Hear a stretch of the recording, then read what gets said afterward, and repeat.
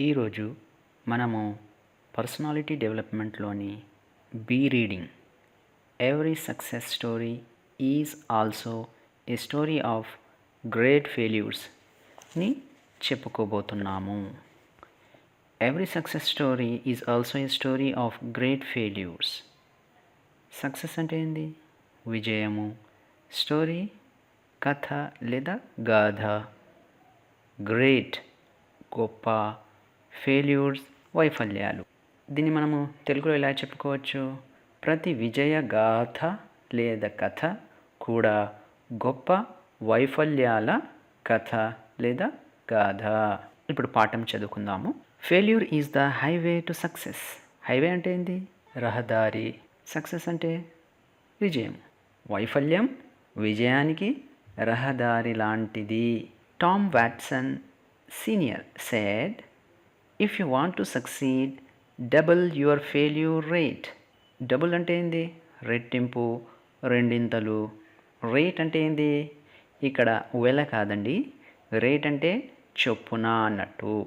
ఒకవేళ మీరు విజయం సాధించాలంటే మీ వైఫల్యాలను రెండింతలు చొప్పున చేసుకోండి అని టామ్ వాట్సన్ సీనియర్ చెప్తున్నారు. చూడండి, ఇతనే టామ్ వాట్సన్ సీనియర్. ఇతను అమెరికా యొక్క గొప్ప వ్యాపారవేత్త. ఇతను ఐబిఎం అనే గొప్ప కంపెనీకి సిఈఓగా కూడా పనిచేశాడు. If you study history, you will find that all stories of success or also stories of great failures. Study అంటే అధ్యయనము. ఒకవేళ మీరు చరిత్రను అధ్యయనం చేస్తే అన్ని విజయ గాథలు కూడా గొప్ప వైఫల్యాల గాథలు అని గుర్తిస్తారు లేదా తెలుసుకుంటారు. ఫైండ్ అంటే కనిపెట్టుట, కనుగొనుట, దొరకడం. కానీ ఇక్కడ గుర్తిస్తారు లేదా తెలుసుకుంటారు. అలాగే హిస్టరీ అంటే చరిత్ర. But people don't see the failures. కానీ సామాన్య ప్రజలు ఆ వైఫల్యాలు చూడరు. They only see one side of the picture. ఏ విధంగా అయితే నాణ్యానికి రెండు వైపులు ఉంటాయో వాళ్ళు చిత్రం యొక్క ఒకవైపు మాత్రమే చూసి, and they say that the person got lucky, he must have been at the right place at the right time. చూసిన తర్వాత ఆ వ్యక్తిని అదృష్టం వరించింది, ఎందుకంటే సరి అయిన స్థలంలో సరి అయిన సమయంలో ఉన్నాడు అని చెప్తారు. కానీ వాళ్ళు ఆ వ్యక్తి ఆ సమయంలో ఆ చోట ఉండడానికి ఎంత కష్టపడ్డాడో అది మాత్రం వారు చూడరు. Let me share someone's life history with you. ఇక్కడ వ్యాసకర్త ఏమంటున్నాడంటే, నన్నిప్పుడు మీతో ఒక వ్యక్తి జీవిత చరిత్రని పంచుకోనివ్వండి. అంటే షేర్ అంటే ఇక్కడ ఏంది? పంచుకోవడం. కానీ ఇక్కడ చెప్పడానికి అనుమతి ఇవ్వండి అని అతను చెప్తున్నాడు. This was a man who failed in business at the age of 21. ఈ వ్యక్తి తన 21వ ఏట వ్యాపారంలో విఫలమయ్యాడు. Was defeated in a legislative race at age 22. Defeated అంటే ఓడిపోవుట. లెజిస్లేటివ్ రేస్ అంటే శాసనసభ పోటీ. తన 22వ ఏట శాసనసభకు సంబంధించిన పోటీలో ఓడిపోయాడు. Failed again in business at age 24. మరలా 24వ ఏట వ్యాపారంలో విఫలమయ్యాడు. Lost a congressional race at age 34. Overcame the death of his sweetheart at age 26. Overcame అంటే అధిగమించుట, స్వీట్ హార్ట్ అంటే ప్రియురాలు. 26వ ఏట తన ప్రియురాలి చావు వల్ల కలిగిన బాధను అధిగమించాడు. Had a nervous breakdown at age 27. Nervous breakdown అంటే మానసిక రుగ్మత లేకపోతే మానసిక వ్యాధి. తన 27వ ఏట మానసిక రుగ్మత చేత బాధపడ్డాడు. Lost a congressional race at age 34. అదేవిధంగా 34వ ఏట కాంగ్రెషనల్ పోటీ చేసి విఫలమయ్యాడు, ఓడిపోయాడు. లాస్ట్ అంటే ఓడిపోవట. ఇక్కడ lost a senatorial race at age 45. 45వ ఏట సెనిటోరియల్ రేస్ ఓడిపోయాడు. Failed in an effort to become vice president at age 47. Effort అంటే ఏంది? ట్రై, ప్రయత్నం. వైస్ ప్రెసిడెంట్ అంటే ఉపాధ్యక్షుడు. 47వ ఏట ఉపాధ్యక్షుడు అవడానికి చేసిన ప్రయత్నంలోనూ విఫలమయ్యాడు, ఓటమి పాలయ్యాడు. Lost a senatorial race at age 49. 49వ ఏట మరొకసారి సెనటోరియల్ రేస్లో ఓటమి పాలయ్యాడు. And was elected president of the United States at age 52. చిట్ట చివరికి 52వ ఏట యునైటెడ్ స్టేట్స్ అధ్యక్షునిగా ఎన్నుకోబడ్డాడు. This man was Abraham Lincoln. ఇతను మరెవరో కాదు, అబ్రహం లింకన్. చాలామంది చూసేది అతను అమెరికా అధ్యక్షుడయ్యాడు, అదృష్టవంతుడు అని భావిస్తారు. కానీ ఎవరు దానికంటే ముందు అతను ఎన్నిసార్లు ఓడాడో చూడరు. దీన్నే నాణాన్ని ఒకవైపు చూడడం అంటారు. Would you call him a failure? అతన్ని మీరు వైఫల్యానికి గురయ్యాడని చెప్తారా? He could have quit. Quit అంటే వదిలిపెట్టు, నిష్క్రమించు. అతను మధ్యలోనే ప్రయత్నాలు చేయడం మానేయగలుగుతుండే. But to Lincoln defeat was a detour and not a dead end. Defeat అంటే ఓటమి, కానీ ఇక్కడ అవాంతరము లేదా అడ్డు. డిటోర్ అంటే పక్కదారి లేదా పక్కదారి తీసుకోవడం. డెడ్ ఎండ్ అంటే అంతము. కానీ లింకన్కి డిఫీట్ అంటే, ఓటమి అంటే డెడ్ ఎండ్ కాదు, అంతం కాదు, అది అవాంతరము లేదా అడ్డు మాత్రమే. ఎప్పుడైతే మన దారికి ఏదైనా అడ్డు వస్తే ఏం చేస్తాము? ప్రయాణాన్ని మానేస్తామా? కాదు, పక్కదారి అంటే ఇక్కడ డిటోర్ అన్నట్టు పక్కదారి వెతికి ప్రయాణాన్ని కొనసాగించి గమ్యానికి చేరుతాము. కాబట్టి లింకన్కి డిఫీట్ అనేది డిటోర్, కానీ అది డెడ్ ఎండ్ కాదు.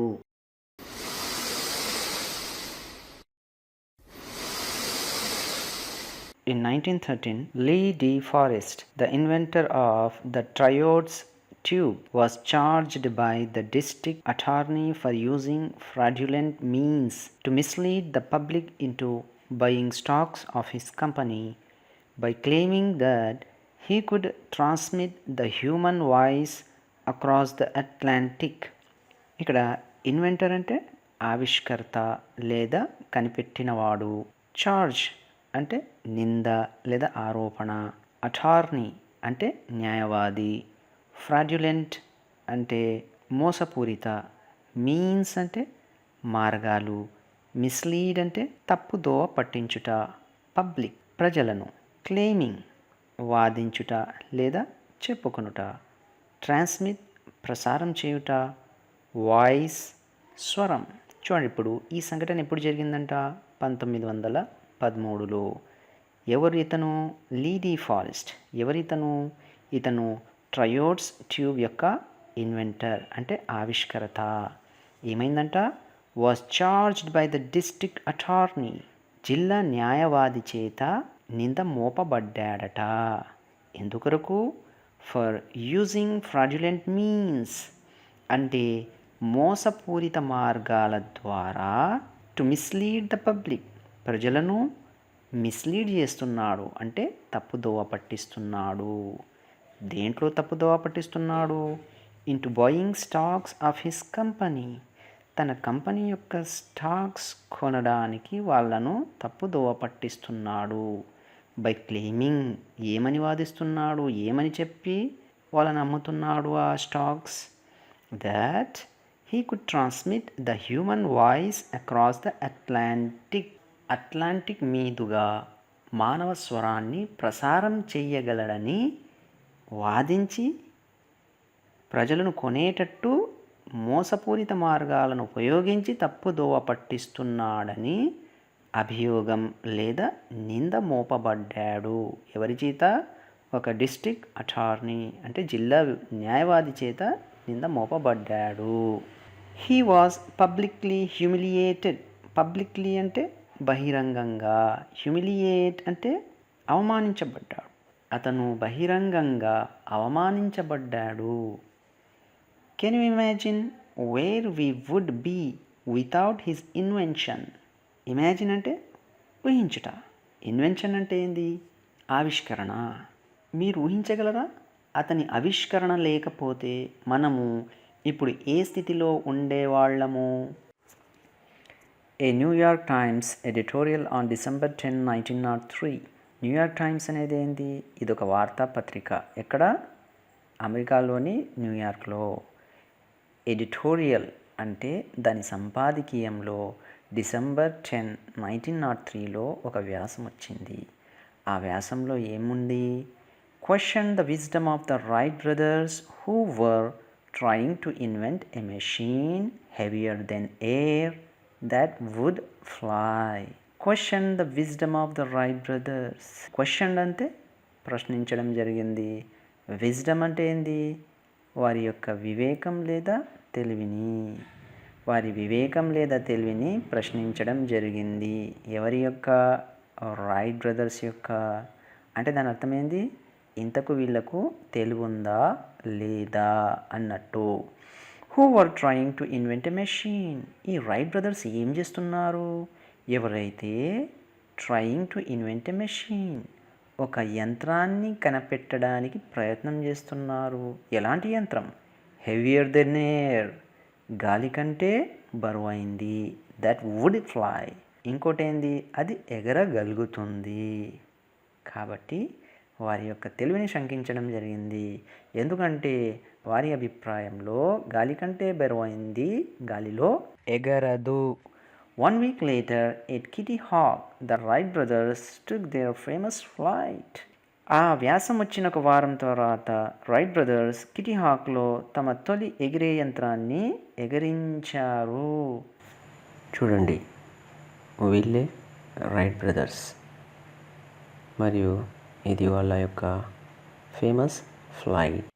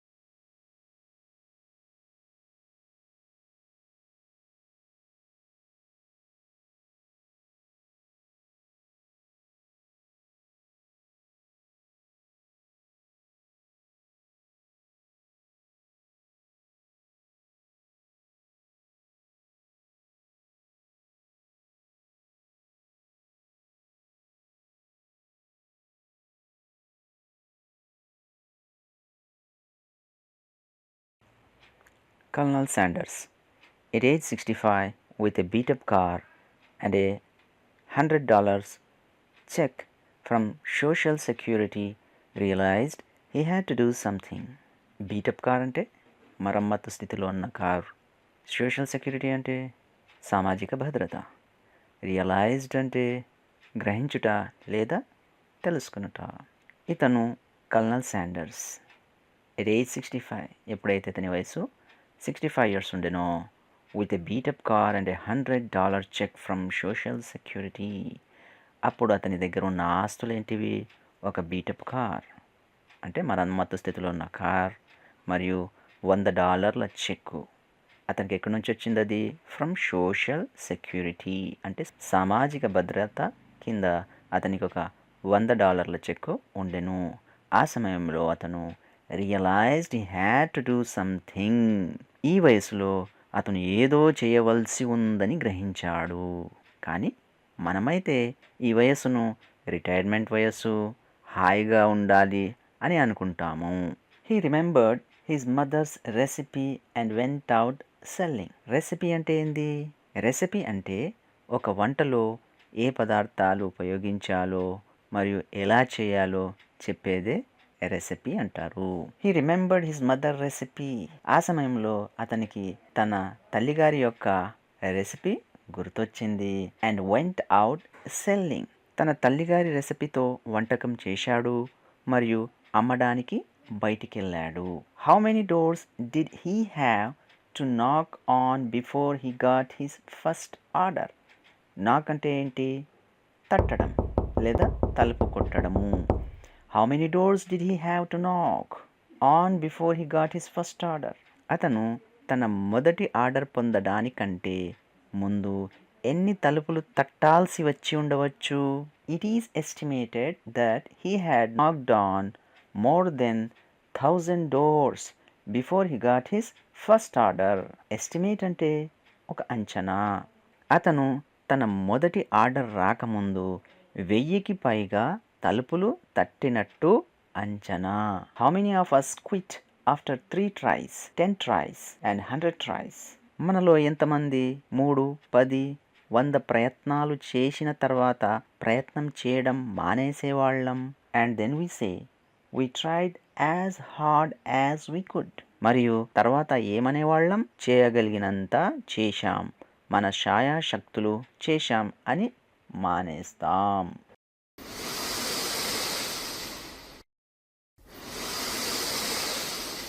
As a young cartoonist, Walt Disney faced many rejections from newspaper editors. Faced అంటే ఎదుర్కొనుట, రిజెక్షన్స్ అంటే తిరస్కరణలు, న్యూస్ పేపర్ ఎడిటర్స్ అంటే వార్తాపత్రిక సంపాదకీయులు. అయితే యువ కార్టూనిస్ట్గా Walt Disney newspaper editors నుండి చాలా తిరస్కరణలను ఎదుర్కొన్నాడు. ఏమని తిరస్కరించారు వాళ్ళు? Who said he had no talent. Talent అంటే ప్రతిభ. అతని దగ్గర ప్రతిభ లేదని వాళ్ళు అతన్ని తిరస్కరించారు. One day a minister at a church hired him to draw some cartoons. Minister అంటే ఇక్కడ మంత్రి కాదు, క్రైస్తవ మతాచార్యుడు. ఒకరోజు చర్చిలోని మినిస్టర్ ఇతన్ని కొన్ని కార్టూన్స్లను గీయడాన్ని నియమించుకున్నాడు. హైర్ అంటే ఏంది? డబ్బుపై ఎవరినన్నా నియమించుకోవడాన్ని హైర్ అంటారు. Disney was working out of a small mouse infested shed near the church. Infested అంటే ఏంది? ఇన్ఫెస్ట్ అంటే బాగా విస్తరించి ఉండి ఇబ్బందికరంగా మారుట, కానీ ఇక్కడ అదే అర్థం, బెడద అన్నట్టు. చర్చ్ దగ్గర ఎలకల బెడద ఉన్న ఒక చిన్న షెడ్డులో అతను తన పనిని ప్రారంభించాడు. After seeing a small mouse he was inspired. ఒక చిన్న ఎలుకను చూసిన తర్వాత అతనికి ప్రేరణ కలిగింది. That was the start of Mickey mouse. ఆ ప్రేరణతోనే మిక్కీ మౌస్ స్టార్ట్ అయింది. మిక్కీ మౌస్ ఆ కాలంలోనూ మొన్నటి వరకు కూడా చిన్న పిల్లలను ఎంటర్టైన్ చేసింది. Successful people don't do great things, they only do small things in a great way. విజయవంతమైన వ్యక్తులు గొప్ప గొప్ప పనులను చేయరు, చిన్న చిన్న పనులనే గొప్పగా చేస్తారు. One day A partially deaf 4-year-old kid came home with a note in his pocket from his teacher. Partially అంటే పాక్షికంగా, డెఫ్ అంటే చెవుడు, కిడ్ అంటే బాలుడు లేకపోతే బాలిక. ఒకరోజు పాక్షికంగా చెవిటి అయిన 4 సంవత్సరాల బాబు తన పాకెట్లో ఒక చీటీతో ఇంటికొచ్చాడు. ఆ చీటీ అతని టీచర్ ఇంట్లో ఇవ్వమని ఇచ్చింది. ఆ చీటీలో ఏముందంటే, your Tommy is two stupid to learn, get him out of the school. ఆ చీటీలో ఏముందంటే, మీ టామీ ఎంత మూర్ఖుడంటే అతను ఏమీ నేర్చుకోలేడు, కాబట్టి అతన్ని స్కూల్ నుంచి తీసుకెళ్ళండి అని టీచర్ చెప్పింది.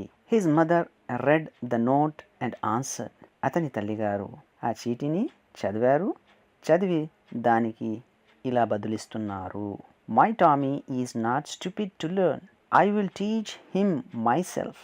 నా టామీ ఏమీ నేర్చుకోలేనంత మూర్ఖుడు కాదు, నేనే అతన్ని నేర్పిస్తాను అని బదులిచ్చింది. And that Tommy grew up to be the great Thomas Edison. అదే టామీ పెరిగి గొప్ప థామస్ ఎడిసన్గా ఎదిగాడు. Thomas Edison had only 3 months of formal schooling and he was partially deaf. ఇక్కడ ఫార్మల్ అంటే ఏంది? అధికారికంగా. థామస్ ఎడిసన్ సాధారణంగా లేదా అధికారికంగా స్కూల్కి వెళ్ళింది 3 నెలలే, 3 నెలలు మాత్రమే. మరియు అతనికి పాక్షికంగా చెవుడు ఉండెను. Henry Ford forgot to put the reverse gear in the first car he made. Henry Ford తాను తయారు చేసిన మొదటి కారులో రివర్స్ గేర్ పెట్టడం మర్చిపోయాడు. Do you consider these people failures? వీళ్ళందరినీ మీరు ఓటమి పాలైన వారు లేదా వైఫల్యం చెందిన వాళ్ళని భావిస్తారా? They succeed in spite of problems, not in the absence of them. In spite of అంటే అయినప్పటికీ, యాబ్సెన్స్ అంటే లేకపోవడం. వాళ్ళు సమస్యలు లేనప్పటికీ కాదు, ఉన్నప్పటికీ వాళ్ళు విజయం సాధించారు. But to the outside world it appears as though they just got lucky. కానీ బయట ప్రపంచానికి అంటే వాళ్ళ గురించి తెలియని వారికి వీళ్ళు అదృష్టవంతులుగా కనిపిస్తారు.